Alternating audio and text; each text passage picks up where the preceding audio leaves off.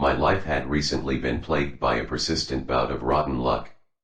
I'd been terminated from my last job, the weeks spent unemployed were slipping into months despite the stacks of applications I'd filled out, and every credit card I possessed had been maxed out to its limit. Bitterness and self-loathing had poisoned every fiber of my being and left me with an inescapable melancholy that I was starting to believe was incurable. My latest humiliation had been to dig through my wallet for spare change as a cashier fixed me with a plastered-on smile and an impatient line grew behind me, only to find that I still didn't have enough money to purchase a meager amount of groceries. I'd headed to Woodharrow Park afterwards, a local secluded, sleepy stretch of land to clear my head. The park was empty when I arrived, leaving me free to wander the paths alone and aimlessly. Hunger gnawed away at me like a familiar enemy I could never quite shake. In a final indignity, the previously sunny sky suddenly began to pour rain. I, of course, was not carrying an umbrella. I was so absorbed in my own misery that I barely felt the gentle tug on my jacket sleeve. Looking back, I wish that I'd kept walking along the park path without so much as glancing downwards. I wish that I'd ignored the soft, silent plea for my attention. I wish that I hadn't made the horrible mistake of believing that a hand with a touch so timid and helpless was incapable of holding the power to be terrifying. But instead I foolishly stopped in my tracks, and ever since that fateful decision I have not had a single moment of peace. I looked down to see two children standing at my side and immediately felt a jolt of unpleasant surprise. Both stood no higher than my waist, one slightly taller than the other, and both were clad in black raincoats that looked more suited for a sepia-toned photograph than a modern-day child. They each wore matching wide brim hats that drooped atop their small heads and obscured most of their faces. Though I could vaguely discern that the taller of the pair was boy and the shortest a girl, I was unable to see any features above the pallid flesh of their swollen cheeks. Their lips were so colorless that it appeared as if they had little more than a thin white sliver for a mouth. The children's bodies were round without any of the cherubic softness associated with youth, rather, they looked unnaturally bulbous, bloated to the point of near grotesqueness. Unbrushed tufts of stringy blonde hair jutted from beneath their hats like tangled straw, dry as a brittle bone and seemingly untouched by so much as a single drop of rain. "Hello," I said, forcing myself to sound upbeat. They stared up at me in silence. The girl continued to cling to my sleeve. "Are you okay?" I asked. By now I was drenched and eager to head back to my car. "Do you need some help?" But the pair remained mute. I stood there awkwardly, unsure of what to do, when the girl suddenly began to grip my arm with a startling strength that made me worry she would pull me to the ground. Alarms rang loudly throughout my brain. I felt an immediate urge to extract myself from her unsettling grasp and leave them both behind in the rain. "Well," I warily pulled my arm away, somewhat embarrassed for being afraid of how the pair would react. "If you don't need anything, I guess I'll be on my way." She released her hold on me without protest. Neither said a word as I walked away. When I turned around for a final look of parting, I saw that they were still staring at me, though I could not see their eyes. I felt their gaze follow me with an intensity that disturbed me no matter how much distance I put between us. I didn't look back again. I picked up my pace and dug my keys out of my pocket. The rain fell as cold as ever. I unlocked my car and was thinking about the can of chicken noodle soup I had left in my sparse pantry when I noticed that the girl had left behind a stain on my sleeve, as dark as ink and shaped like her tiny fingers. I wiped at it with my thumb, but the mark didn't budge. I sighed and looked up, only to nearly stumble backwards in shock when I saw the backseat door open and the girl sitting inside. She'd removed her hat and was holding it in her hands, both of which were clean despite the mark on my jacket, with her head bowed and her knotted hair concealing her face like a curtain. "Hey."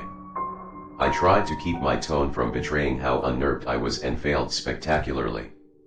"What are you doing in here?" She sat as wordless as before, tightly squeezing and twisting the brim of her hat with such violence that I was certain she would rip it apart. I swallowed my uneasiness. "Look, I said as calmly as I could manage. "If there's something wrong, I can't help you if you don't tell me what it is." I reached into my pocket and pulled out my phone. "Maybe it's better if I call the police and you can tell them." My voice trailed off as I watched my phone screen flicker on and off before collapsing into a scramble of pixels and shutting down entirely. I stared agape at my reflection in the black screen as a terrible feeling of dread began to wash over me.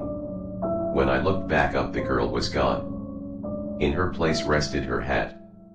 The hat appeared soaked, every bit as saturated with rain as my own clothes were. But unlike the jacket and jeans that clung to my skin and chilled me to the bone, the hat didn't feel wet when I picked it up with a trembling hand. It was dry to the touch even as I watched beads of rain drip from its brim and onto the car's upholstery.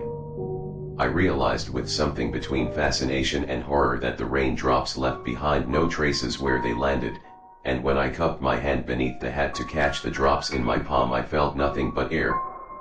Furthermore, the back seat was completely dry. There were no damp footprints, no water spots, nothing at all to indicate that a girl wearing a coat glistening with rain had been sitting there mere seconds ago. I turned to fling the foul thing into the parking lot and gasped out loud when I saw the boy standing only a few feet away. "She forgot her hat," I said dimly, my heart thundering madly in my chest. My mind screamed at me to jump into the car, to drive off as fast as I could and never come back to Woodharrow Park again. But it was that same fear that left me rooted me to the spot, paralyzed and helpless, even as the boy stepped ever closer towards me. "Stop it!" I wanted to scream, but my tongue felt too thick to form the words. The boy lifted his hat. A burst of darkness erupted in my eyes, blinding me as a hellish symphony assailed my other senses. I could neither see nor move as I felt insects scuttling behind my eyes and scales slithering inside of my skull. The vile taste of putrid water filled my mouth as the deathly scent of rot flooded my nostrils. Final breaths rattling in dying throats, drowning bodies thrashing in water as they sank, screams of agony so shrill that they sounded inhuman. I heard them all and many hideous more. I stood frozen in the terrifying darkness as the rain furiously slashed at my flesh like cold blades, unable to weep or let out a watery cry for help. Suddenly, I felt someone grab hold of my hand and pull me free from the loathsome trance just as abruptly as I had been consumed by it. My vision returned and I saw that I was now alone, even the girl's hat had disappeared. I dove into my car and sped away from Woodharrow Park. The sky grew clearer with every mile. When I got home, I peeled off my wet clothes and climbed into the shower. I sat there beneath the hot spray, immersing myself in the steam and the warmth, and jumped out the instant it turned cold. I dried off and crawled into my bed, burying myself beneath the blankets as my mind raced with the nightmare I had endured. I wondered if the children, whoever they were, had somehow been drawn to the despair I'd felt as I walked through the park. Perhaps my hopelessness and sorrow had served as a miserable beacon, guiding them towards me and leaving me vulnerable to their presence. There was one thing I knew for certain: it was the girl who had rescued me. I'd known it the second I felt her small hand touch mine. I realized now that she hadn't climbed into the car to frighten me. She had only wanted me to stay with her in the park. Tears slid down my cheeks as I thought of her being forced to forever wander Woodharrow with no one but a boy who carried hell beneath his hat to keep her company.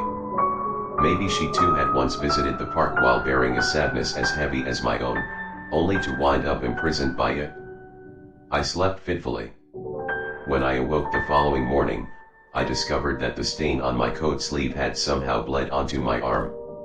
I spent hours trying to wash it off, scouring my flesh until it grew angry and raw, but the mark refused to be cleansed away. I sat on the floor of my bathroom, gazed down into the imprint of the girl's fingers on my reddened skin, and felt the horrid chill of Woodharrow's rain creep down my spine. That was last week. The mark still remains on my arm, and at night I toss and turn and vividly dream of the park. I've told myself repeatedly that I can't go back there, that I was lucky to have made it out alive and might not be so fortunate again. But I can't stop thinking about the girl. I pity and fear her in equal measure. When it rains I look out the window and wonder if I'll see her outside waiting for me, clutching her hat and bowing her tangled head. The thought both saddens and terrifies me. So I've made a decision, and perhaps I'll live long enough to regret this one too. As soon as I've finished posting this, I'm grabbing my car keys and driving to Woodharrow Park. I know that I might be walking towards my own doom. I know that the marks on my arm are likely a bad omen. I know that the girl may be every bit as malevolent as the boy, and that she may be trying to lure me into a trap of her own. I know that there's a strong chance I'll never be able to come back and tell you what happened. But I can't keep reliving the same nightmare over and over again. In a way, I never truly left Woodharrow. My mind wanders its paths even as I hide away in my home. I've got to go now. Wish me luck. I have a feeling it's going to rain.